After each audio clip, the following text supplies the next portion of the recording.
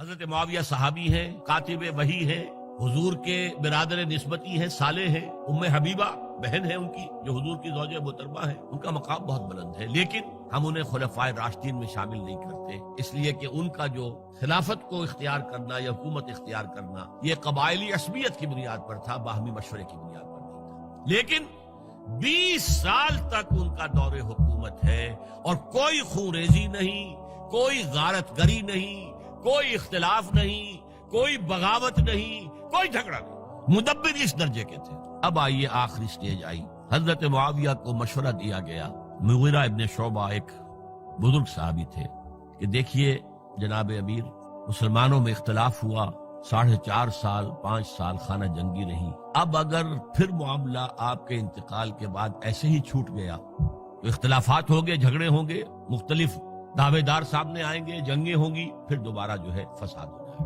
آپ کسی کو نامزد کر دیجیے۔ اور پھر مشورہ دیا اپنے بیٹے یزید کو نامزد کر دیجیے۔ حضرت معاویہ ریلیکٹنٹ رہے، لیکن اس کے بعد انہوں نے مان لیا اور فیصلہ کر لیا۔ یہاں میں چاہتا ہوں کہ بات سمجھ لیں اچھی طرح، اس معاملے میں اگر آپ حضرت معاویہ کی نیت پر شک کریں گے تو مجھے آپ کے ایمان پر شک ہو جائے گا۔ نیت پر نہیں، غلطی ہو سکتی ہے، صحابی ہیں، نیت غلط نہیں تھی، نیت کیا تھی؟ اور میں سمجھتا ہوں 100% درست تھی کہ اب اتنا پانی گزر چکا ہے پل کے نیچے سے وقت کے دریا میں کہ بارے صحابہ سب رخصت ہو چکے، اب اکثریت 9 مسلموں کی ہے، عصبیتیں بھی ہیں، قبائلی عصبیتیں ختم تو نہیں ہوئی، لہذا جب تک کوئی قبائلی عصبیت پیچھے نہیں ہوگی حکومت کے، حکومت نہیں چل سکے گی۔ یہ ابن خلدون کا لفظ ہے، عصبیت، کوئی چیز جو جوڑے آپ کو۔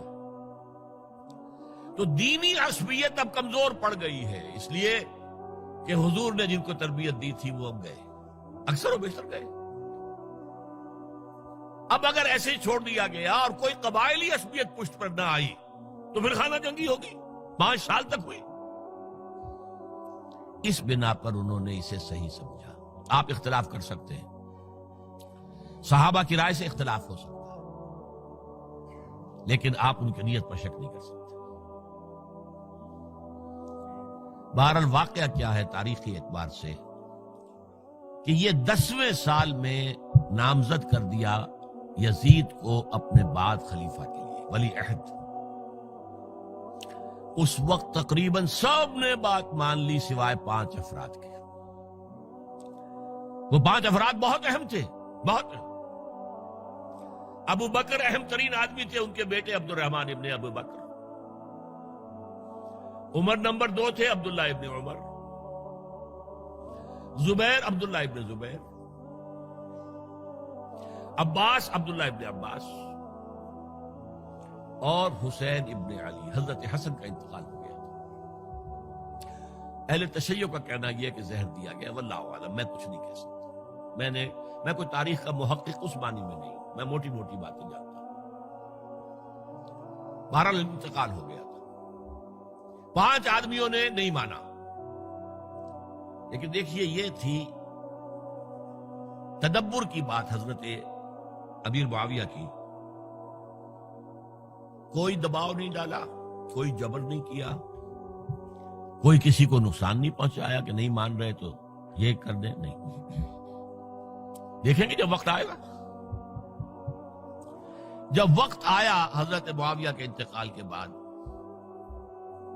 اب ایک صاحب جا چکے تھے، حضرت عبد الرحمن ابن ابی بکر فوت ہو چکے، اب 4 رہ گئے۔ 3 عبادلہ، عبداللہ ابن عمر، عبداللہ ابن عباس، عبداللہ ابن زبیر، ایک حسین ابن علی رضی اللہ تعالی عنہم اجمعین۔ جب بیعت ہو گئی یزید کی تو اب ان کے درمیان اختلاف ہوا۔ یہ بات اچھی طرح سمجھ لیجئے، تاریخی حقائق، موٹے حقائق کو چھوڑ کر باریکیوں میں جب پڑھتے ہیں تو معاملہ غلط ہو جاتا ہے۔ موٹے حقائق کو سمجھیے، جیسے کہتے ہیں میکرو اکنامکس اور مائکرو اکنامکس۔ میکرو ہسٹری جو ہے، 2 ایک طرف ہو گئے، 2 ایک طرف ہو گئے۔ عبداللہ ابن عباس کی رائے ہوئی کہ اگرچہ یہ غلط کام ہوا ہے، یہ قیصر و کسریٰ کی سنت پر عمل ہو رہا ہے، لیکن یہ ایسی بڑی بات نہیں ہے کہ خون ریزی شروع کر دی جائے اور امن و امان ختم ہو جائے۔ یہی بات عبداللہ ابن عمر کی ہو گئی. یہ دو تو ایک یکجا ہو گئے. مصلحت کہہ لیں جو بھی سمجھے، لیکن نیت پر حملہ نہیں کر سکیں گے آپ. دیانتاً انہوں نے یہ سمجھا کہ اب جب کہ ہو گیا معاملہ تو ٹھیک ہے. حرام مطلق تو کہیں نہیں لکھا ہوا قرآن کے اندر کہ بیٹا نہیں ہو سکتا، کہیں نہیں لکھا ہوا. بہرحال ان دو کی رائے یہ ہوئی کہ اگرچہ کام غلط ہے لیکن اتنا غلط نہیں ہے کہ اس کو چیلنج کیا جائے اور اس سے جو ہے خانہ جنگی شروع ہو جائے اور فساد شروع ہو جائے. دو کی رائے یہ ہوئی کہ نہیں، we have to challenge it come what may. Abdullah ابن زبیر، حسین ابن علی رضی اللہ تعالی عنہما یا عنہم، تو یہ دو علیحدہ. ان دو میں اب اختلاف ہوا. عبداللہ ابن زبیر کی رائے یہ تھی کہ یہی مقیم رہو مکے میں، حجاز میں، مکے اور مدینے میں، یہاں سے ریزسٹنس موومنٹ ہم شروع کریں گے، کیونکہ یزید کی خلافت تو دمشق میں تھی، بہت دور. حضرت حسین کو خطوط آ رہے تھے کوفے سے. کوفہ حضرت علی کا صدر مقام رہا تھا، اور جن سبائیوں نے فتنہ پیدا کیا تھا حضرت عثمان کے خلاف وہ بھی وہیں آباد تھے. انہوں نے خطوط کا تاطا باندھ دیا، آپ آئیے ہم آپ سے بیعت کریں گے اور کھڑے ہوں گے اور مقابلہ کریں گے اور اس یزید کی حکومت ختم کریں گے. ڈاک کے تھیلے بھرے ہوئے. حضرت حسین نے فیصلہ کیا کوفے جانے کا، بہت روکا. عبداللہ ابن عباس بہت ان سے بزرگ تھے عمر میں، اور ویسے بھی ایک اعتبار سے نانا تھے، ایک اعتبار سے پردادا تھے. حضرت عبداللہ ابن عباس حضور کے چچا زاد بھائی تھے، تو نانا ہو گئے کہ نہیں؟ حضور نانا تھے کہ نہیں؟ اور حضور کے چچا تھے حضرت عباس، ان کے بیٹے ہیں. تو اس اعتبار سے حضرت علی رضی اللہ تعالیٰ عنہ کے کیا ہو گئے؟ چچا. بہرحال میں کچھ گڑبڑ کر رہا ہوں اس وقت.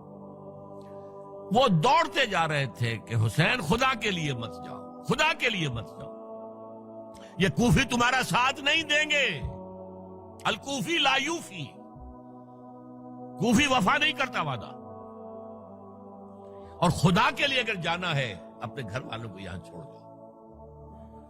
بس حضرت حسین پر رضی اللہ تعالی عنہ جو ایک کیفیت تھی، انہوں نے سب باتوں کو نظر انداز کیا.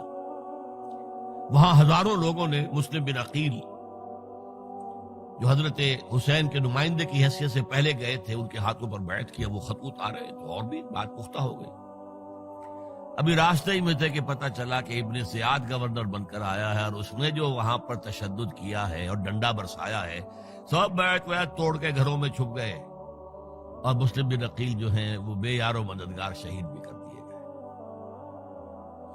حضرت حسین نے ارادہ کیا کہ واپس ہو جائے مدینے کی طرف. اب مسلم بن عقیل کے بیٹے جو ہیں، وہ عرب کی ایک غیرت ہے، ایک آنر جسے آج کل کہتے ہیں، ہم اپنے باپ کا بدلہ لیے بغیر نہیں جائیں گے. اور حضرت حسین کی شرافت اور مروت، یہ لوگ میرے ساتھ آئے تھے، میرا ساتھ دے رہے تھے، اب میں ان کا ساتھ کیسے چھوڑوں؟ بہرحال وہ حادثہ فاجعہ ہو کر رہا، اور اس میں سب سے بڑا سبب جو بنا ہے وہ میں چاہتا ہوں جس کی طرف کسی کی نگاہ نہیں گئی.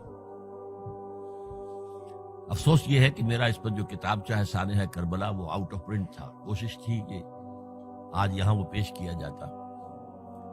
مختصر ترین، لیکن آپ دیکھیں گے کہ کلیئر ہو جاتی ہے ہسٹری. دو کتابچے ہیں. شہید مظلوم، میرے نزدیک مظلوم ترین شہید حضرت عثمان رضی اللہ تعالی، اور سانحہ کربلا، بہت بڑا سانحہ، اس میں کوئی شک نہیں. حضرت حسین کا صبر اور مثابرت اور استقلال اور شجاعت یہ مثالی ہے تاریخ کے اندر. اپنے سامنے جو ہے اپنے ایک ایک کر کے چراغ گل ہو رہے ہیں. خاندان سارا ختم ہو رہا ہے، شیرخوار بچے شہید ہو رہے ہیں. وہ تو ایک بچہ بیمار تھا، حضرت علی بن حسین زین العابدین رحمت اللہ علیہ، وہ بچا ہے. لیکن اصل میں شرافت اور مروت جو ہے وہ بسا اوقات اپنی شرافت کی وجہ سے مار کھا جاتی ہے. حضرت حسین سے میرے نزدیک یہ ایک اسٹریٹجک مسٹیک ہوئی کہ جب کوفیوں کا لشکر سامنے تھا تو وہاں کھڑے ہو کر ایک ایک کا نام لے گا. فلاں ابن فلاں، کیا تم نے مجھے خط نہیں لکھا تھا؟ اے فلاں ابن فلاں، کیا تم نے مجھے خط نہیں لکھا تھا؟ سب کے راز فاش کر رہے ہیں. اور دیکھو یہ میرے پاس یہ تھیلے بھرے ہوئے تمہارے خطوں کے موجود ہیں، تم نے مجھے بلایا اور میں آیا. یہ بات تھی جس کی بنا پر اب ان کے لیے کوئی چارہ نہیں تھا کہ انہیں شہید کر دیں، ورنہ تو یہ ہمارا بھانڈا پھوڑ دیں گے جا کر یزید کے پاس، تو ہماری کھالیں کھنچ جائیں گی. یہی وجہ ہے کہ حضرت حسین نے 3 آفرز کی. مجھے واپس مدینے جانے دو، نہیں. مجھے یزید کے پاس جانے دو، نہیں. مجھے کہیں اسلامی سرحد پر بھیج دو، میں وہاں پر کافروں سے جنگ کرتے ہوئے زندگی ختم کر لوں گا، نہیں. ہیئر اینڈ ناؤ بیٹھ کرو. یہ حضرت حسین کی شرافت، غیرت، حمیت، مروت اس کے خلاف تھا. لہذا انہیں شہید کیا گیا اور پھر خیموں کو آگ لگائی گئی. یہ نوٹ کیجئے کیوں لگائی گئی. اگر تو یہ غصے اور انتقام میں اور وینجینس میں ہوتا تو حضرت علی بن حسین زین العابدین کو بھی شہید کرنا چاہیے تھا، نہیں کیا. اگر یہ اس طرح کا معاملہ ہوتا تو خواتین کی بے حرمتی ہوتی، نہیں ہوئی. یہ خیمے کیوں جلائے؟ تاکہ وہ جو ایویڈنس ہے وہ ختم ہو جائے. ہمارے خلاف یہ جو ڈاکومنٹری پروف لیے پھر رہے ہیں، خیمے جلیں گے اور یہ تھیلے بھی جل جائیں گے اور یہ خود بھی جل جائیں گے اور ہم بچ جائیں گے. یہ ہے میرا تجزیہ. بہرحال اس میں کوئی شک نہیں کہ تاریخ انسانی کے عظیم حوادث میں سے وہ ہے، اور میرے نزدیک حضرت حسین رضی اللہ تعالیٰ عنہ کا اختلاف کر سکتا ہے، جو چاہے کرے. حضرت حسین سے اختلاف کرے اور اتفاق کرے حضرت عبداللہ ابن عمر، عبداللہ ابن عباس کے ساتھ، تب بھی ٹھیک ہے. اور اگر حضرت عبداللہ ابن عباس اور عبداللہ ابن عمر سے اتفاق کرے اور حضرت حسین ان سے اختلاف کرے، تب بھی شک ہے. معصوم کوئی نہیں. ہمارے نزدیک معصومیت خاصہ نبوت ہے. نبوت ختم ہوئی حضور پر، معصومیت ختم. غلطی ہر ایک سے ہو سکتی ہے اور آپ رائے رکھ سکتے ہیں، لیکن کسی صحابی کی نیت پر حملہ نہیں کریں گے. صحابی کی نیت پر حملے کا مطلب کیا ہے کہ محمد صلی اللہ علیہ وسلم تزکیہ نفس نہیں کر پائے. یہ ریفلیکٹ کرے گی حضور کی اس پوری کی پوری جد و جہد پر کہ شخصیت سازی نہیں کر پائے محمد صلی اللہ علیہ وسلم. نہیں، معاذ اللہ ثم معاذ اللہ ثم معاذ اللہ. بہرحال یہ ہے تاریخ کے اعتبار سے ہمارے ہاں جو عظیم ترین ذی الحج کے مہینے میں حضرت عثمان شہید ہوئے تھے. 28 ذی الحج کو حضرت عمر پر حملہ ہوا تھا. 1 محرم کو ان کی شہادت ہوئی تھی. 10 محرم کو یہ سانحہ کربلا پیش آیا تھا. یہ ہماری اس ابتدائی تاریخ کے اہم لینڈ مارکس سے جنہیں ہم شہادت کے نام سے جانتے ہیں. لیکن میں اب پھر دوبارہ کہوں گا، یہ اللہ کی راہ میں قتل ہوئے. وَلَا تَقُولُوا لِمَنْ يُقْتَلُ فِي سَبِيلِ اللَّهِ أَمْوَاتٌ بَلْ أَحْيَاءٌ وَلَكِنْ لَا تَشْعُرُونَ وَلَا تَحْسَبَنَّ الَّذِينَ قُتِلُوا فِي سَبِيلِ اللَّهِ أَمْوَاتًا بَلْ أَحْيَاءٌ عِندَ رَبِّهِمْ يُرْزَقُونَ.